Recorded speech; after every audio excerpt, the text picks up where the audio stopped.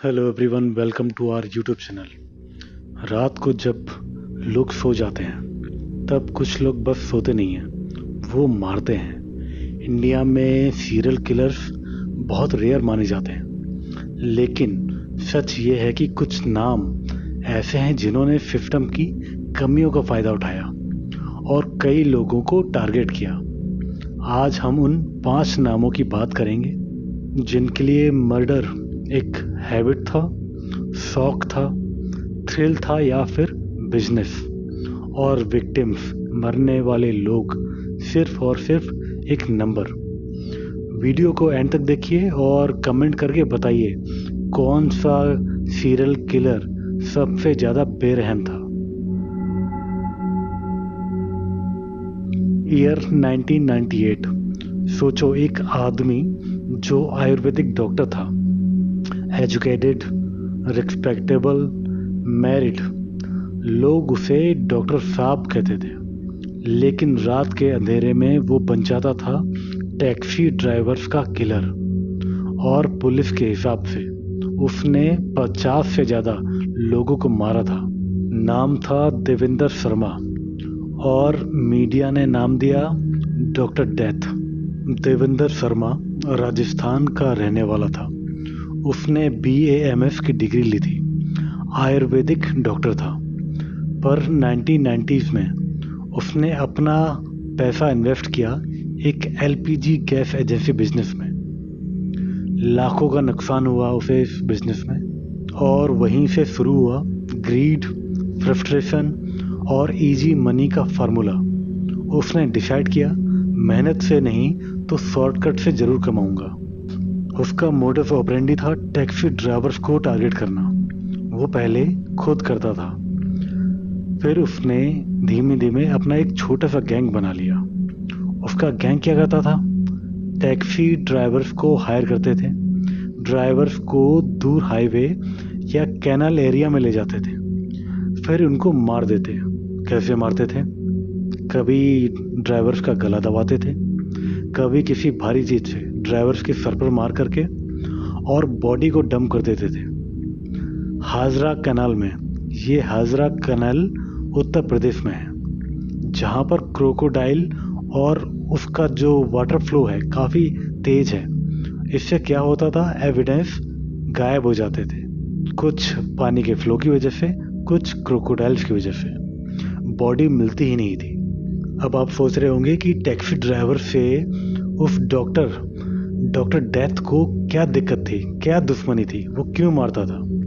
उसका real motive था taxi को बेचना ब्लैक मार्केट में। इंजन नंबर चेंज करके फेक पेपर्स, गाड़ी, और 20-25 हज़ार में ये सब बिक जाती थी। 20-25 हज़ार एक जान की कीमत। एक जान की कीमत बस एक सेकंड हैंड कार का प्राइस। पुलिस रिकॉर्ड्स के अकॉर्डिंग डॉक्टर डेथ यानी देवेंद्र शर्मा ने 50 से ज़्यादा मर्डर्स खुद किए थे। खुद देवेंद्र ने इंटेरोगेशन में क्लेम किया कि उसने 100 से ज़्यादा लोगों को मारा है। एग्जैक्ट नंबर कभी कंफर्म नहीं हुआ। सोचो, कितने घर वालों को कभी पता ही नहीं चला उनके फादर, उनके बेटे, उनके भाई के साथ क्या हुआ। 2004 में पुलिस को एक सस्पिशियस व्हीकल रैकेट का क्लू मिलता है। इन्वेस्टिगेशन में नाम आया देवेंद्र शर्मा का। जब अरेस्ट हुआ वो बिल्कुल काम था। इंटेरोगेशन में कैजुअली बोला, मैंने सिर्फ ड्राइवर्स को मारा था, जैसे कोई ग्रोसरी लिफ्ट बता रहा था। वो मर्डर्स को जस्टिफाई करता था, कहता था कि सब लोग पैसा कमाने के लिए ही काम करते हैं। No guilt, no regret. Court ने उसे लाइफ इम्प्रिजमेंट की सजा दी। और स्टोरी यहाँ पर ख़त्म नहीं होती है। जब 2020 में वो पेरोल पर बाहर आया तो कुछ टाइम के लिए वो गायब हो गया। वो कातिल जिसने 50 से 100 लोगों को मारा, वो खुलेआम आज़ाद घूम रहा था। कुछ महीनों बाद दिल्ली पुलिस ने उसे दोबारा अरेस्ट कर लिया। देवेंद्र शर्मा कोई साइकोपैथ जैसा दिखता नहीं था। वो एक normal middle class family man था। इस केस का सबसे स्केरी पार्ट ये है कि he didn't kill for thrill, he killed for business. Cold, calculated, profitable. अब बात करते हैं आज के दूसरे सीरियल किलर की। रात के अंधेरे में मुंबई और कोलकाता की सड़कों पे लोग सो रहे हैं फुटपाथ पर। एक आदमी आता है चुपके से, हाथ में भारी पत्थर, और एक झटके में सर फाड़ देता है। वहां बस मौत, ब्लड, डेड बॉडी और साइलेंस, और किलर गायब। ये है स्टोन मैन, इंडिया का सबसे बड़ा अनसॉल्व्ड सीरियल किलर। ये शुरू हुआ था 1985 में। तब मुंबई बॉम्बे हुआ करता था। सियोन, किंग सर्कल एरिया, होमलेस लोग, बैगर्स जो रात को सड़क पर सो जाते थे। किलर रात में आता, उनके सर पर पत्थर या कंक्रीट स्लैब से एक ही झटके में मार डालता। 2-3 सालों में 12 मर्डर। पुलिस को लगा रैंडम है, लेकिन पैटर्न बिल्कुल same. Sleeping victims, no robbery, no motive visible. Media ने नाम दिया स्टोन मैन। पब्लिक में डर फैल गया, लोगों ने रात में बाहर सोना बंद कर दिया। फिर सडनली मुंबई में मर्डर रुक जाते हैं। सब सोचते हैं कि शायद सीरियल किलर ही खत्म हो गया। लेकिन 1989 में कोलकाता में जून से दिसंबर तक 13+ murders, same modus operandi, footpath sleepers, heavy stone से स्कल क्रश।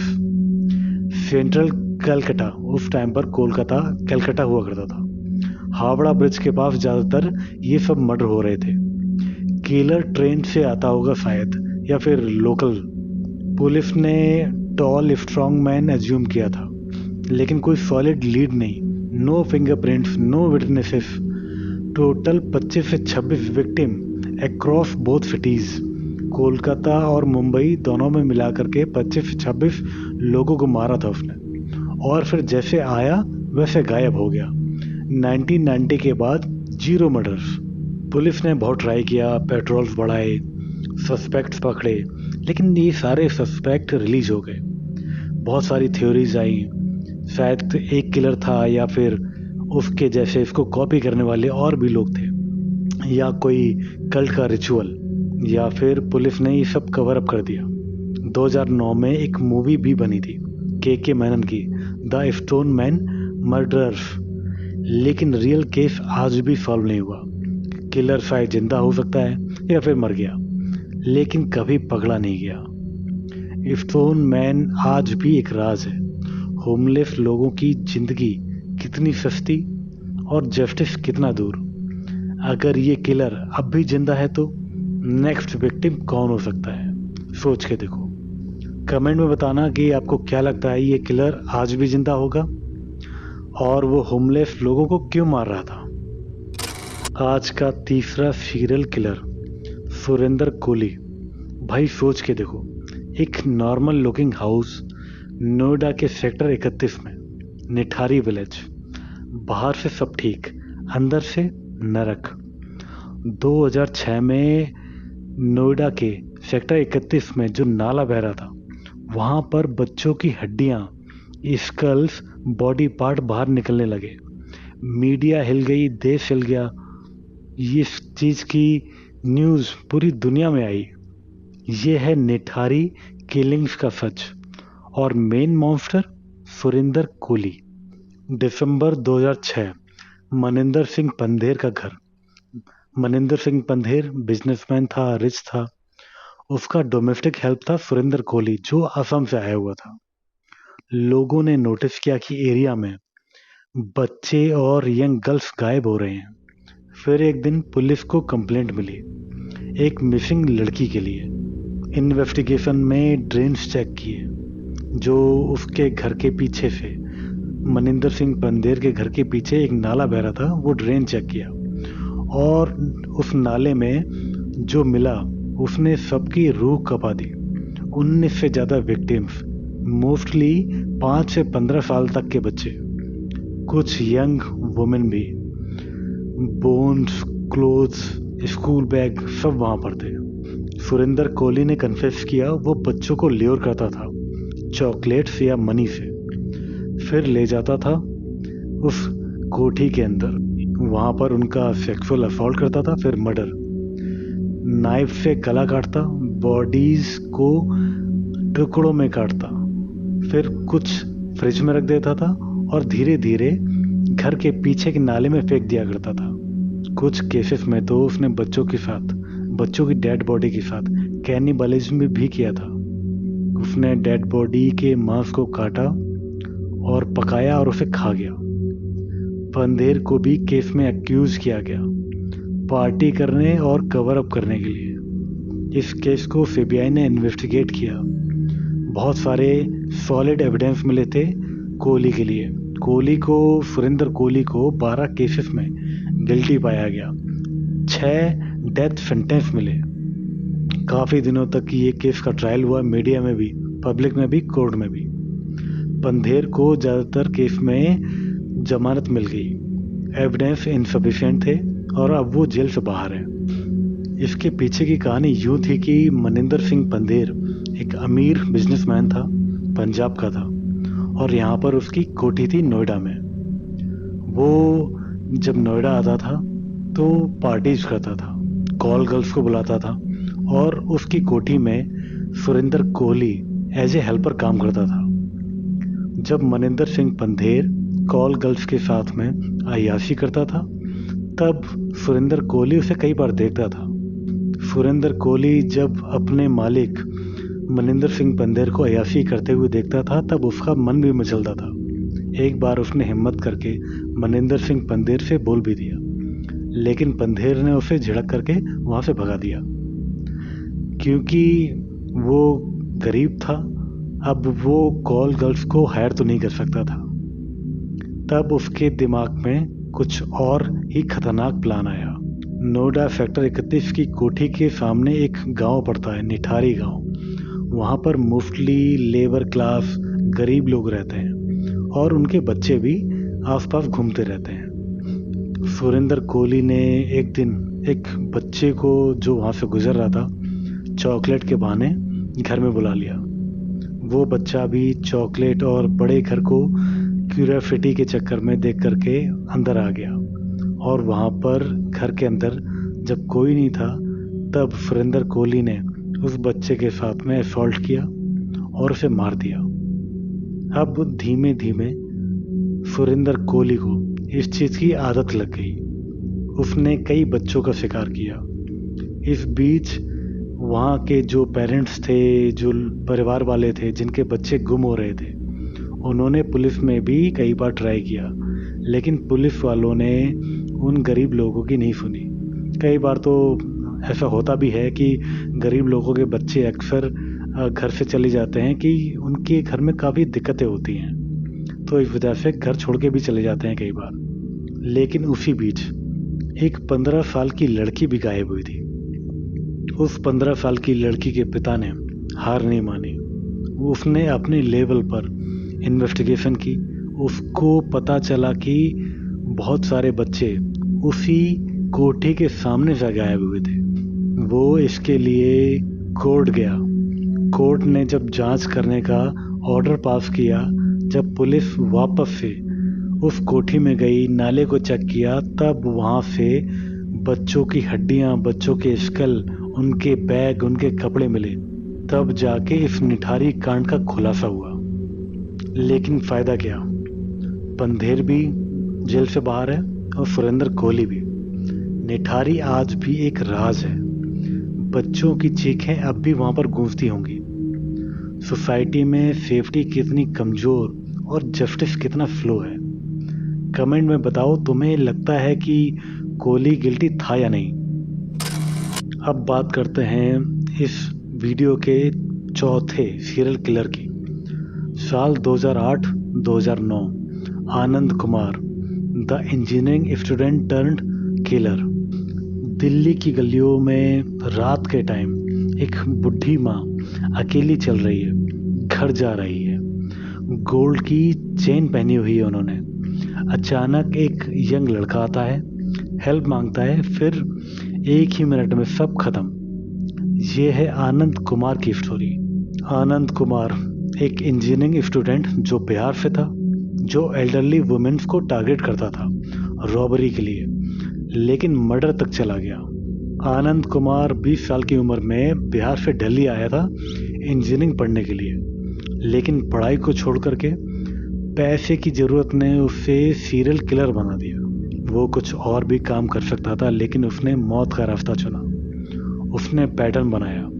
ओल्ड लेडीज जो अकेली रहती हैं, मार्केट जाती हैं, गोल्ड पहनती हैं, वो उनको फॉलो करता, घर के पास वेट करता, कभी हेल्प ऑफर करता और कभी बैग उठाने का बहाना। फिर घर में घुसने के बाद उनका गला दबा करके या फिर किसी पत्थर से या किसी भारी चीज से मार डालता और ज्वेलरी लूट लिया करता था। विक्टिम्स अक्सर 60 से 80 साल की औरतें, विधवा या जो अकेली रहती हैं, उसके लिए बहुत इजी टारगेट था। उसने केवल दिल्ली में मर्डर नहीं किए, उसने अपने होम स्टेट बिहार में भी मर्डर्स किए। पुलिस ने पैटर्न देखा, सेम मोडस ऑपरेंडी। पहले रॉबरी करता था, लेकिन अगर कोई औरत रेजिस्टेंस शो करती थी तो फिर मर्डर कर देता था। नो फिंगरप्रिंट्स, लेकिन एक विटनेस ने यंग लड़के को देखा और इन्वेस्टिगेशन में सीसीटीवी और मोबाइल लोकेशन का लिंक मिल गया। जब आनंद कुमार अरेस्ट हुआ तो उसने सारे मर्डर्स को कन्फेस किया। उसका मोटिव था एडिक्शन टू इजी मनी और थ्रिल भी। इंजीनियरिंग बैकग्राउंड और पढ़ा लिखा होने की वजह से उसकी प्लानिंग हमेशा स्मार्ट रहती थी। कभी कभी पॉइजन या साइलेंट मेथड भी ट्राई किया करता था। पुलिस शॉक्ड थी। एक एजुकेटेड लड़का जिसका फ्यूचर ब्राइट था, फिर भी ये सब कर रहा था। आनंद कुमार का केस शो करता है कि किलर कोई भी हो सकता है, स्टूडेंट भी, नेबर भी, कोई भी। आनंद कुमार की स्टोरी एक वार्निंग है। ग्रीड और डार्कनेस किसी में भी आ सकती है। एल्डरली लोगों की सेफ्टी हम सबकी रिस्पॉन्सिबिलिटी है। अगर आपके एरिया में ऐसा पैटर्न दिखे, कुछ सस्पिशियस दिखे, तो पुलिस को बताओ। कमेंट करो क्या लगता है कि ऐसे किलर को क्या सजा मिलनी चाहिए। आज का 5वां सीरियल किलर, 5वां और आखिरी इस वीडियो का, रविंदर कुमार, द बॉम्बे पॉइजनर। बात है साल 2008-2009 की। सोचो, मुंबई जैसी जगह में जहाँ पर लोग फुटपाथ पर सोते हैं, जहाँ कोई उनकी तरफ देखता तक नहीं, वहीं एक आदमी था जो उन्हीं लोगों को अपना टारगेट बना रहा था। No gun, no knife, no blood, सिर्फ पॉइजन। फुटपाथ के सोए हुए लोग जब सुबह उठते थे तब उनमें से कोई उठता ही नहीं था। पुलिस के लिए ये बस नेचुरल डेथ हुआ करती थी, पर असल में ये मर्डर्स थे। और मर्डर का नाम था रविंदर कुमार। कितनी अजीब बात है, सेम नाम मेरा भी है, जिसे बाद में लोग कहने लगे द बॉम्बे पॉइजनर। रविंदर कुमार कोई गैंगस्टर नहीं था, ना ही कोई प्रोफेशनल क्रिमिनल। वो दिखता था बिल्कुल नॉर्मल, डिसेंट कपड़े, सॉफ्ट वॉइस और एक फेक सिंपैथी। वो रात को फुटपाथ पर सोने वाले होमलेस लोगों के पास जाता और कहता, भाई भूख लगी होगी, चाय पी लो। कभी बिस्किट, कभी अल्कोहल, कभी कोल्ड ड्रिंक। पर उन ड्रिंक्स के अंदर होता था स्लो पॉइजन। पॉइजन का इफेक्ट तुरंत नहीं होता था। विक्टिम पहले डिजी होता, फिर अनकॉन्शियस, और जब वो बेहोश होता और रविंदर क्वाइटली निकाल लेता था थोड़े पैसे, उन गरीब लोगों की चप्पल या फिर जो भी वहाँ पर सिक्के मिलते उसे। हाँ, वो कॉइन्स के लिए, इन छोटी मोटी चीज़ों के लिए जान ले रहा था। विक्टिम सुबह तक डेड मिलता। पुलिस रिपोर्ट लिखती, unknown person, possible illness, case closed. कोई नोटिस नहीं कर रहा था क्योंकि विक्टिम्स थे होमलेस, बेगर्स, फुटपाथ ड्वेलर्स, जिनके लिए कोई एफआईआर लिखने वाला नहीं था, ना कोई ढूंढने वाला आता था, कोई फैमिली क्लेम करने नहीं आती। और इसी चीज़ का फ़ायदा उठा रहा था रविंदर कुमार। लेकिन एक दिन सब कुछ बदल गया। रविंदर कुमार कितना भी चालाक हो, वो पकड़ा गया था। एक विक्टिम मरा नहीं, वो हॉस्पिटल पहुंच गया और उसने एक बात बोली जो पुलिस को हिला गई।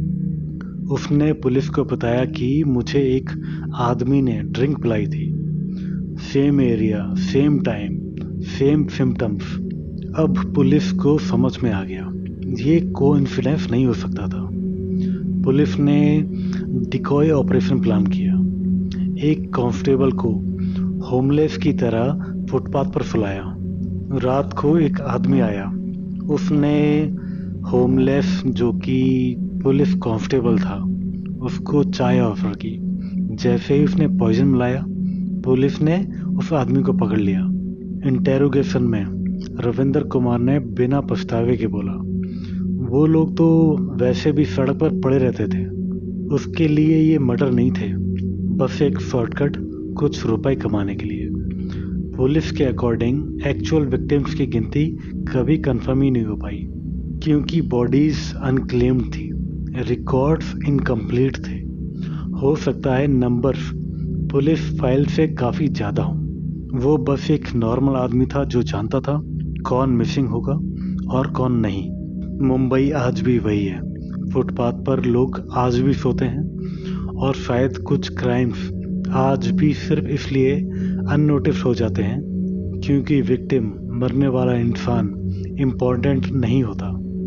अगर आपको लगता है कि सीरियल किलर्स हमेशा गन्स और चाकू यूज करते हैं तो रविंदर कुमार का केस आपको गलत प्रूफ कर देगा, बिकॉज समटाइम्स सबसे खतरनाक किलर सबसे ज़्यादा नॉर्मल होता है। आज का वीडियो यहीं तक। कमेंट में ज़रूर बताइए कि आपको आज का वीडियो कैसा लगा और कौन सा सीरियल किलर सबसे ज़्यादा खौफनाक हैवान था। और चैनल को सब्सक्राइब करना बिल्कुल मत भूलिए। यहाँ तक वीडियो देखने के लिए थैंक यू।